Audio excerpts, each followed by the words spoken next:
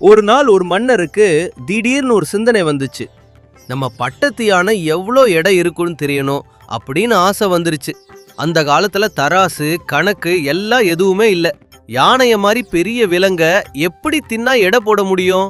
மன்னர் அமைச்சர்களை கூப்பிட்டு கேட்டா, இந்த யானையின் எடை எப்படி தெரிஞ்சுக்கிறது?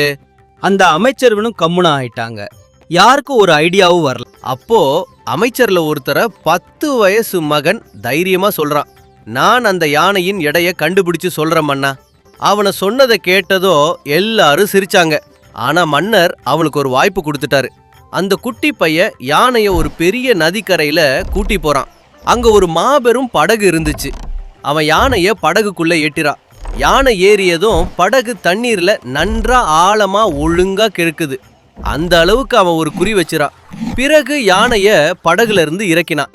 அடுத்து பெரிய பெரிய கற்களை எடுத்துக்கிட்டு படகுல ஏட்ட ஆரம்பிக்கிறான். அந்த குறி வந்த அளவுக்கு படகு தண்ணீர்ல ஆழமா இருக்கு வர கற்கள் போடுறான்.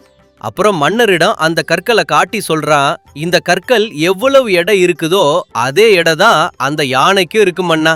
அந்த மன்னரும் அமைச்சர்களும் எல்லாரும் வியக்கிறாங்க. அவன் புத்திசாலித்தனத்துக்கு எல்லாரும் கை தட்டுறாங்க.